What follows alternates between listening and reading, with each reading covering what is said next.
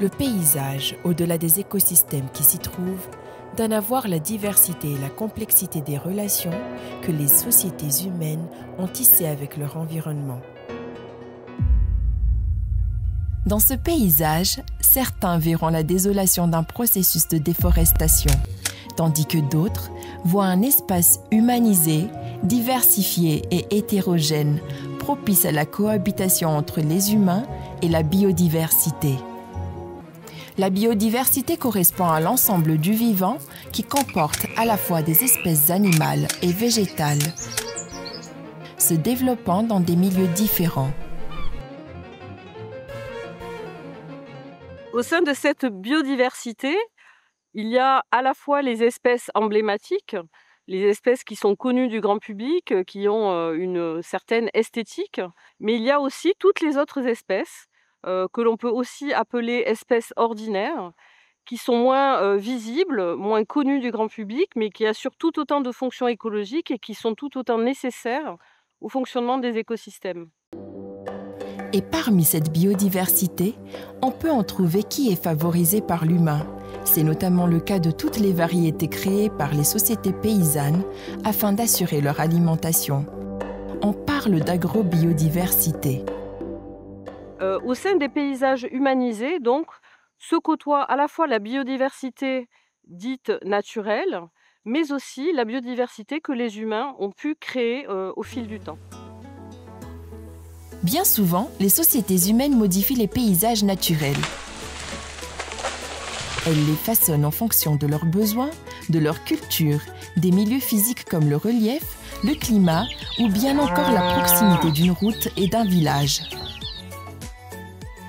Plus un paysage est varié, c'est-à-dire qu'il comporte différents types d'espaces agricoles et naturels, plus il garantit des possibilités d'utilisation par les êtres vivants. Si on arrive à bien comprendre tous les rouages qui conduisent à la formation d'un paysage, mais aussi à comprendre les forces qui s'exercent pour le faire évoluer, ensemble, on peut proposer des solutions pour améliorer les conditions de vie des populations tout en garantissant la diversité des ressources utiles à la vie des animaux et des plantes. À Madagascar, de nombreux projets de développement durable utilisent le paysage pour asseoir autour de la même table des acteurs du développement, des gestionnaires du territoire et la population locale. On parle d'approche intégrée du paysage. Le LMI, ou Laboratoire Mixte International, est un outil de partenariat de l'IRD qui associe des laboratoires de recherche scientifique de l'Université d'Antananarive, du CNRE et de l'IRD pour mener des recherches sur les paysages à Madagascar. C'est en effet important d'associer des scientifiques de disciplines différentes pour analyser la complexité des paysages. Le LMI regroupe à la fois des écologues, ethno-écologues, botanistes, économistes, démographes, agronomes, géographes et spécialistes de traitement d'images de satellites. Le LMI a pour objectif de comprendre les déterminants socio-environnementaux qui contribuent à structurer les paysages, mais aussi de comprendre avec ses habitants quels sont les paramètres qui vont jouer sur la durabilité sociale, écologique et économique au sein de ces paysages. L'intérêt de l'échelle du paysage, quand on s'intéresse à la biodiversité, peut s'illustrer en 4 points, qui sont complémentaires et qui font que cette échelle du paysage est cruciale pour les questions de conservation de la biodiversité, de gestion des ressources et du bien-être humain.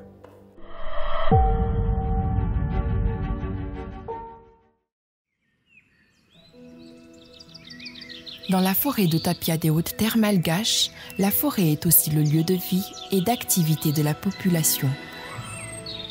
Ce n'est pas un espace sauvage, mais complètement intégré à la configuration et au fonctionnement du territoire.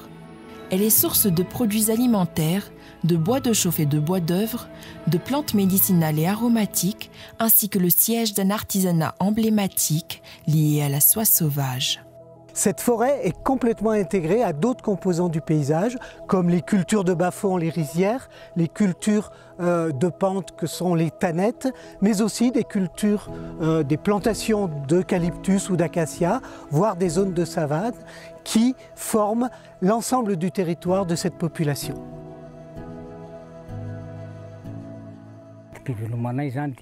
Nous vivons ici principalement de l'agriculture, mais aussi de l'artisanat, du tissage, ainsi que d'autres produits provenant de la forêt de Tapia, comme les chrysalides, les vers à soie et les champignons. Cette diversité dans l'usage des ressources nécessite cependant un certain nombre de règles collectives qui peuvent être générées par la population elle-même ou encadrées par les institutions.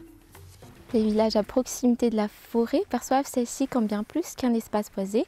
Elles présentent aussi des formes de gestion traditionnelles ou étatiques où des règles connues de tous s'appliquent. C'est le cas par exemple de la coupe d'arbres de tapia vert qui est interdite pour tous ou le prélèvement de fruits tapia parfois réservés aux seuls membres des VOI. Le paysage constitue ainsi un lieu de vie où cohabitent humains et non humains pour créer des territoires et pour construire des modes originaux de gestion de la biodiversité qui peuvent être d'une très grande utilité quand on veut repenser des formes de gestion durable des ressources dans ces milieux très largement façonnés par l'homme.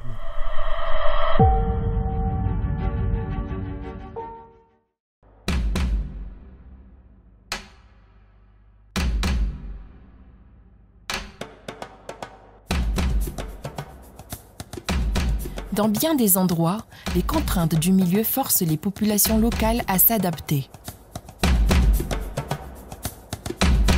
Dans le sud-ouest malgache, par exemple, près de la forêt des Mikéas, le manque d'eau et le passage des cyclones ont incité les agriculteurs à utiliser des variétés de plantes cultivées particulières et tirer parti de l'hétérogénéité des sols pour limiter ces risques. Nous sommes dans un paysage d'agriculture alluvionnaire et qui présente plusieurs types de sols, comme le tanmen et le tanbaréon. Sur le tanmen, on trouve surtout les maniocs. Les variétés Bemandal et Revin donnent plus de récoltes. La variété Lungwasar, moins sensible aux cyclones, est consommable pendant la période de soudure. La variété Mégaline résistante à la sécheresse. J'ai deux variétés de patates douces, le Tsilavidrano et le Mahanga. Le Mahanga est facile à conserver. Cette variété de patates douces résiste bien à la sécheresse, même sans pluie. C'est pareil pour le Tsilavidrano. Ici, je cultive des haricots mungo. En contrebas, je plante du maïs et des haricots de Lima. Si la pluie se fait rare, on peut toujours cultiver en bas. Lorsqu'il pleut, les deux terrains deviennent très fertiles. En cas de cyclone, seuls les sols en hauteur restent productifs, car celui d'en bas ne peut plus être cultivé. Ainsi, l'hétérogénéité du paysage permet aux habitants de limiter le risque de perdre leur récolte en utilisant des parties contrastées du paysage, de manière à assurer une certaine sécurité alimentaire et en les combinant avec des variétés locales qui sont le fruit des riches savoirs accumulés au cours du temps. Cette sécurité alimentaire, au-delà des écosystèmes, ne peut se raisonner qu'à l'échelle du paysage.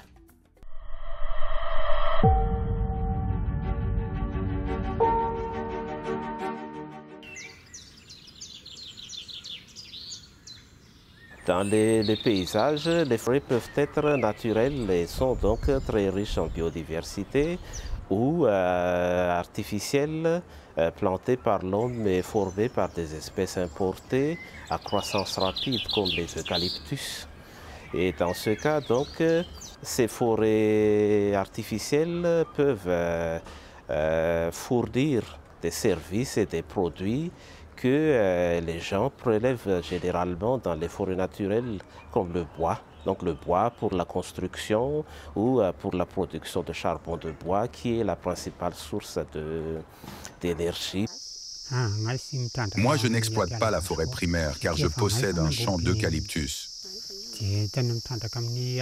Tout ce dont j'ai besoin vient de ce champ. C'est pour cela que je l'ai planté. Il me suffit de demander une autorisation que j'obtiens facilement, contrairement à celle nécessaire pour exploiter la forêt primaire. Et dans ce cas, donc, ces forêts artificielles, ces forêts plantées peuvent alléger les pressions sur les forêts naturelles. Mais il faut tenir en compte de leur interaction. Les forêts artificielles, comme ces plantations d'eucalyptus, réduisent en fait les pressions au niveau de ces forêts naturelles, juste là. En fait, plusieurs études à l'échelle internationale, mondiale et à Madagascar ont montré que les espèces introduites comme les eucalyptus ne constituent pas une menace, ne risquent pas d'envahir les forêts naturelles, mais au contraire, ces observations ont montré que les espèces natives peuvent se régénérer, c'est-à-dire peuvent survivre dans les plantations d'eucalyptus pour devenir à long terme des réservoirs de biodiversité forestière. Ces plantations d'eucalyptus constituent une forme alternative de préservation de forêts naturelles et sont d'ailleurs plus productives que les forêts naturelles.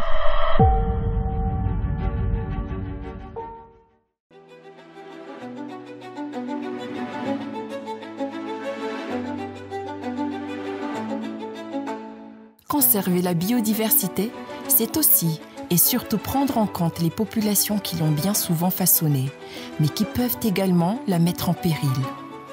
De par la diversité des écosystèmes qu'associe le paysage, il est alors possible de penser des formes de gestion respectueuses, à la fois des milieux naturels et des modes de vie des populations locales.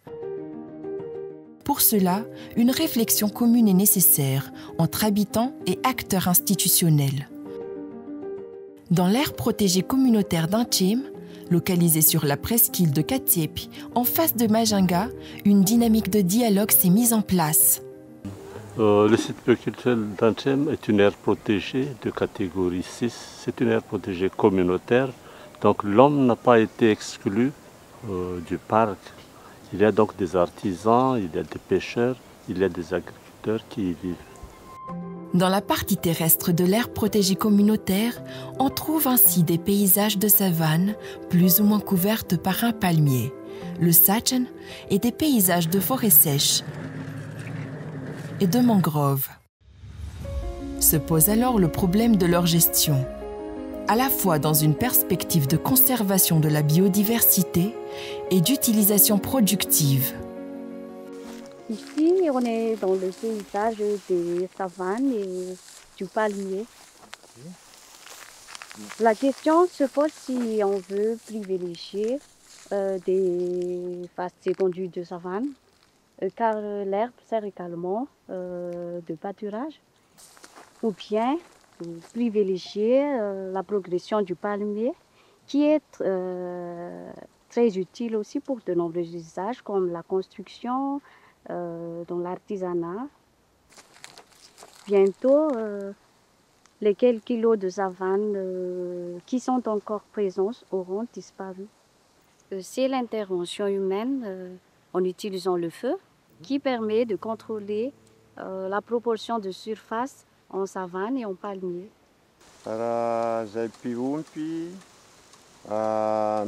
Nous, les éleveurs, avons toujours besoin d'utiliser le feu, car il nous permet de transformer la savane en une herbe plus douce pour nos zébus. Cependant, nous n'allumons pas le feu n'importe où, mais uniquement dans les zones destinées au pâturage. À notre niveau, nous pensons qu'il est important de bien délimiter les zones où l'utilisation du feu est autorisée.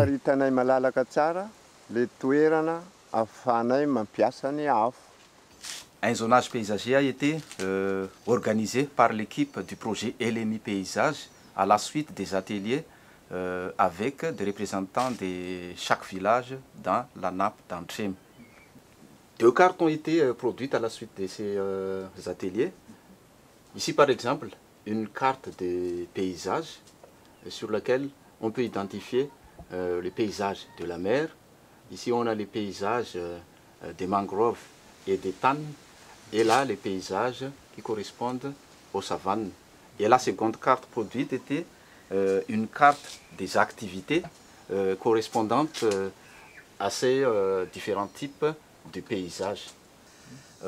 Ces cartes, avec leur délimitation spatiale, ont été ensuite approuvées et validées par les gestionnaires de l'aire protégée et la population locale. On peut dire qu'il s'agit d'un zonage concerté. Ces supports cartographiques permettent de discuter tous ensemble des formes de gestion à mettre en œuvre dans l'intérêt de tous. Avec ces exemples, nous voyons que le paysage est un point de rencontre et de dialogue, propice à la concertation des différents acteurs pour définir un avenir durable, tant pour ses habitants que pour la biodiversité. Pour conserver la biodiversité, il faut réfléchir concrètement à des paysages dynamiques où les enjeux humains et écologiques seront à même de converger. Conserver la biodiversité, c'est aussi réfléchir sur des paysages humanisés. Et agir pour des paysages durables, c'est œuvrer pour la biodiversité.